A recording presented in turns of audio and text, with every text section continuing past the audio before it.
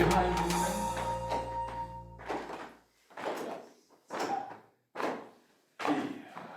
Auch hier mit den Faustkanten der Hohlfäuste.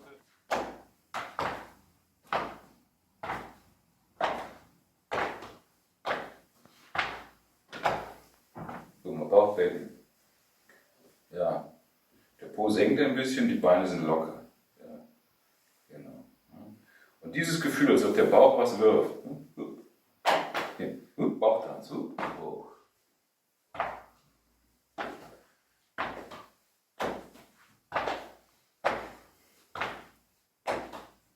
Also der erste Punkt, den wir klopfen, ist Lunge 1.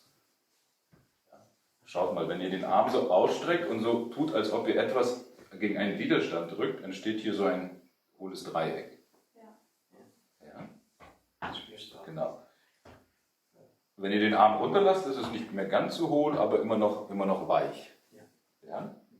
Und da klopfen wir, da passt ja diese Hohlfaust. Ja. Da ist ein bisschen Luft in der Faust, sodass wir ein elastischer Ball bekommen. Ja. Nicht zu weich, aber auch nicht zu fest, nicht so. Ja, und dieser elastische Ball hängt an einem Faden, ja, der vielleicht sogar aus der Wirbelsäule kommt. Ja. Und dann passt das hier. Genau. Das ist Lunge 1, Lunge 2 nennt sich das sogenannte Schulternest. Das Wichtige ist der wichtiger Punkt für die Lunge. Das merkt man, wenn die Lunge so verschlossen ist bei manchen Menschen, wenn sie Trauer haben und so, oder wenn ihr selber mal trauert, dann merkt ihr, wie sich das ganz subtil zusammenzieht. Und wenn das sich immer noch mehr zusammenzieht, dann bildet sich hinten natürlich auch so ein Buckel. Der nennt sich der Witwenbuckel. Ja, von der Trauer. Okay. Trauer gehört natürlich dazu, ist auch eine Emotion, die mit der Lunge zu tun hat, aber nach dem Metall kommt ja das Wasser, da kommt man in die eigene Essenz. Man geht durch die Trauer und kommt dann zu dem Wesentlichen, zu der eigenen Essenz ins Wasser. Das ist die Niere. Und von der eigenen Essenz kommt wieder das Holz, man hat dann wieder eine Vision, eine Perspektive und kommt so aus der Trauer raus. Ja, darf bloß nicht stecken bleiben. Stecken bleiben ist das Chi fließt nicht, das ist stagniert dann in der Trauer, in diesem blockierten Metall. Ja? Das kann passieren. Das ist ein guter Punkt, um das zu behandeln. Welt, hier war der Sänger. Welt, hier bin ich, der erste Schrei, wenn man geboren wird. Auch das nach vorne. Okay, der zweite Punkt ist ein total wichtiger Punkt, ist Mingmen. Gegenüber vom Nabel, zwischen zweiten und dritten Lendenwirbel. Aber klar, den treffen wir jetzt nicht, das ist ja eine riesen Faust. Ja? Einfach, außerdem ist der Punkt ja drin und wir klopfen. Meistens ist hier so eine Kuhle, wir kommen ja gar nicht ran so richtig an den Punkt. Ja, wenn die Muskeln stark sind.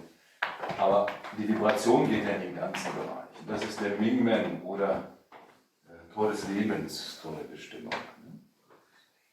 Also im Alter kann man auch manchmal so, manche haben ja die Hände so hinten, gerade ältere Personen haben dann nicht ganz Mingmen, aber trotzdem diesen Einflussbereich, weil es damit auch die Niere stützt. Ja, das ist der Mingmen, ein ganz wichtiger Bereich. Der vierte Punkt auf dem Dumai. Und dann Chi-Hai Mingmen.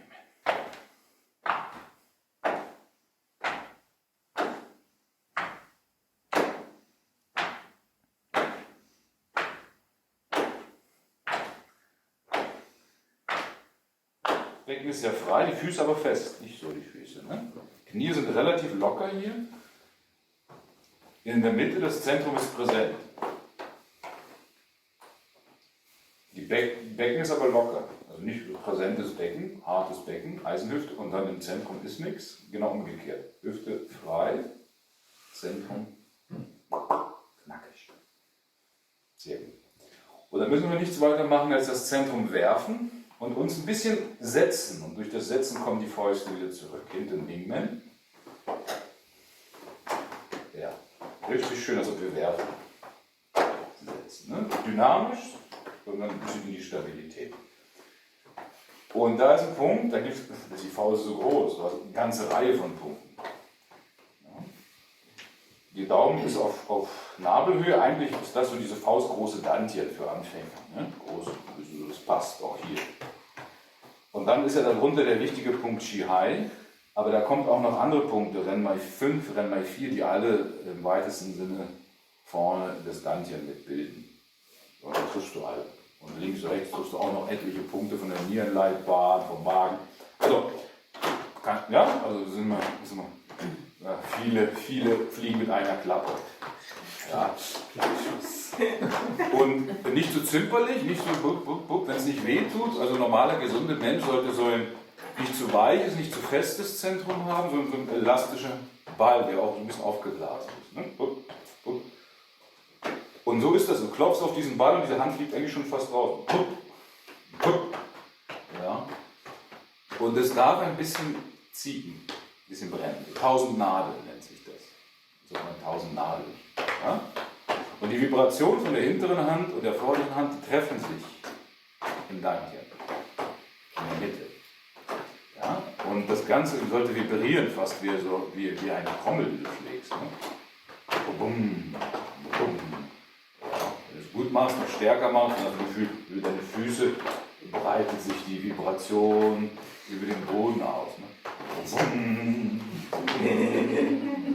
Bum, den Gong. Ja? Und die Seite. Vom Becken.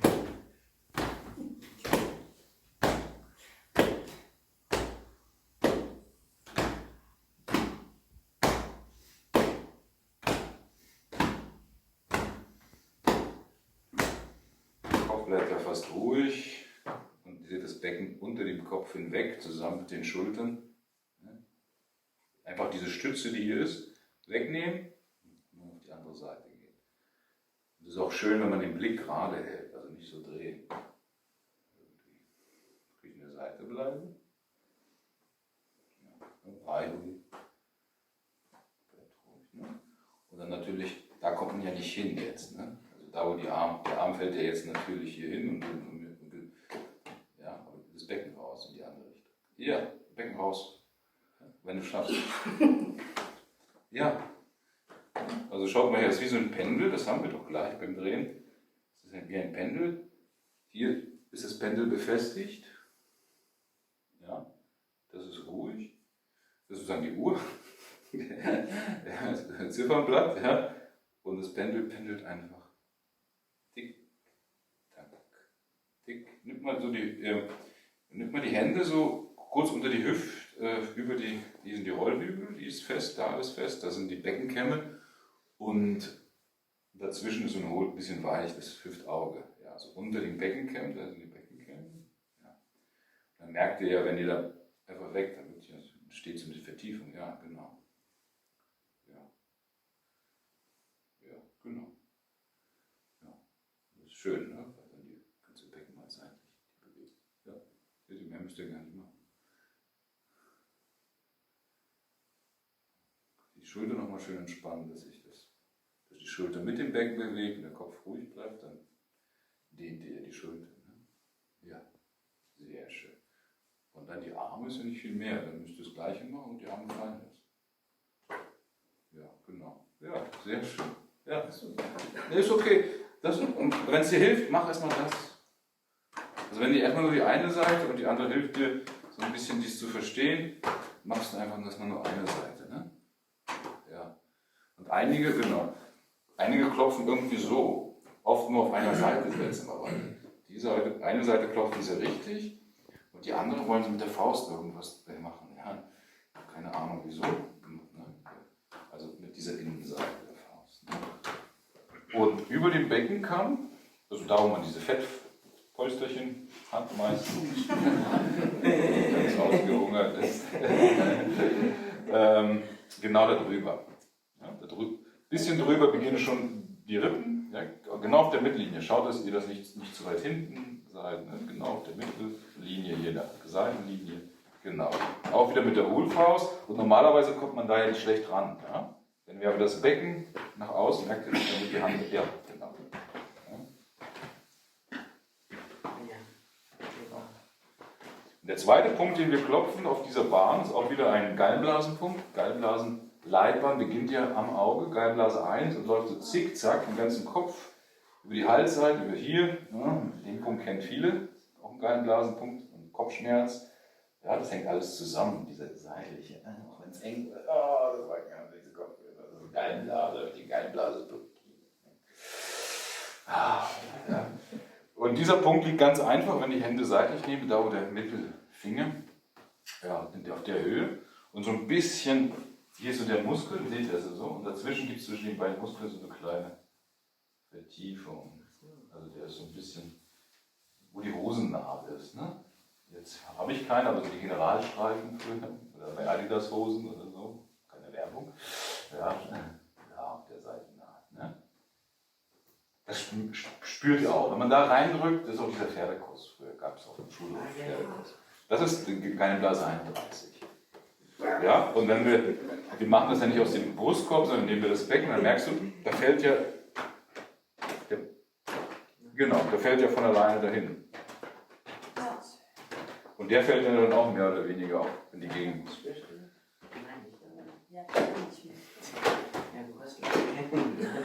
Und das Schöne ist, dass du diese Bahn nicht nur klopfst, sondern durch diese Bewegung siehst du, die dehnst du auch.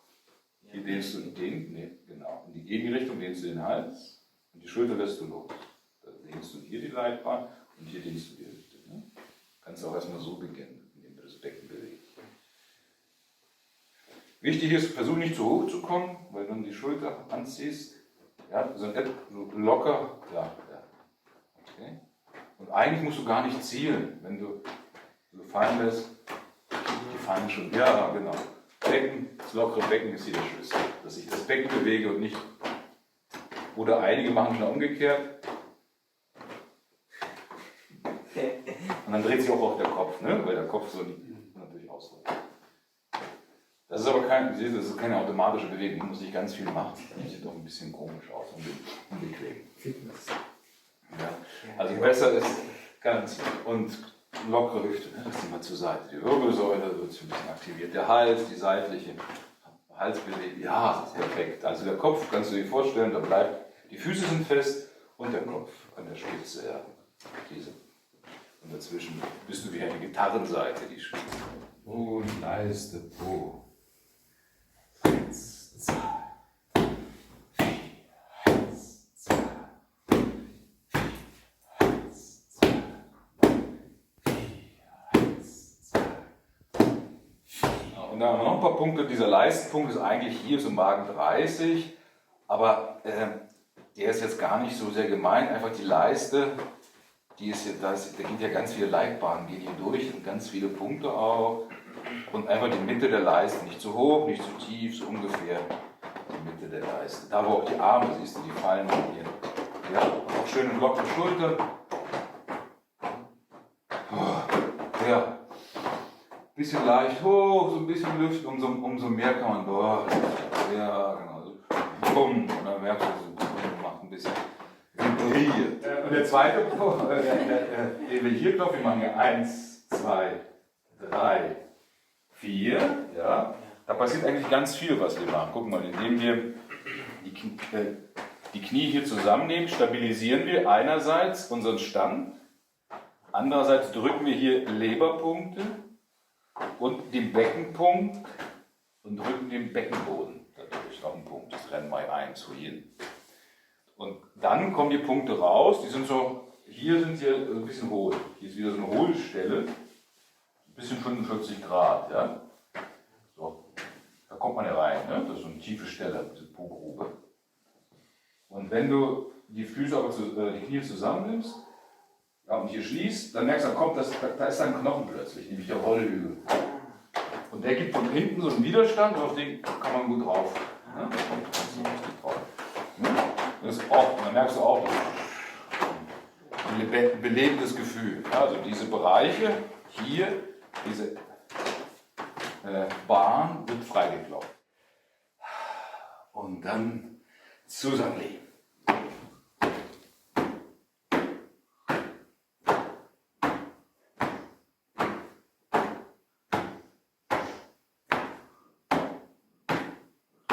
Okay.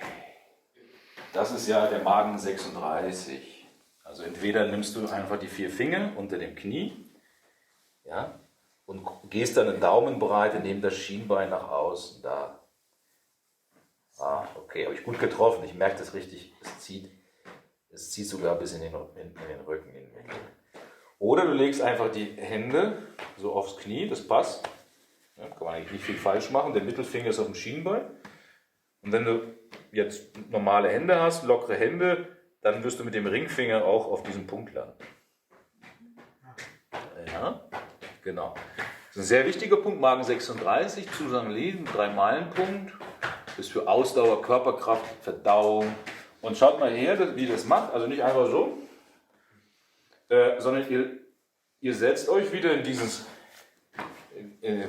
Abfahrtsschiel, wie Abfahrtsschier, und lasst die Knie, diesen Punkt und die Fäuste zueinander fallen. Ja. Und leicht 45 Grad reinschlagen und vielleicht sogar mit einem Feeling von nach unten. Und dann seht ihr, das ist ganz automatisch. Ihr setzt euch den Rücken nicht hart machen, aber auch nicht einfallen, sondern so einen weichen, lockeren Rücken. Und dann.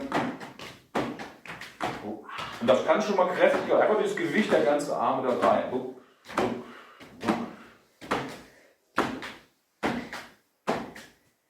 Okay. Ja, und dann merkt ihr, das spürt man auf dem Punkt.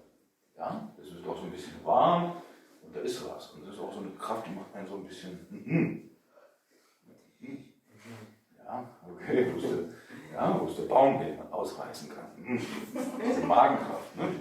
Aber man geht durch dicke Modder, kann man sich jetzt schieben. Ne? Boah.